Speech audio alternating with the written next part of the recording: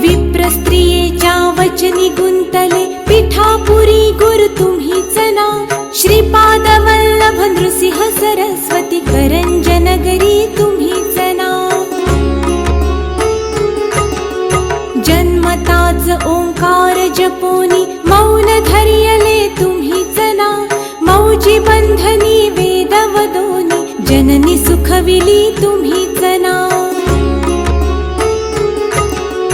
चतुर्थाश्रम जीर्णोद्धारा, आश्रम घेऊनी तुम्हीच ना.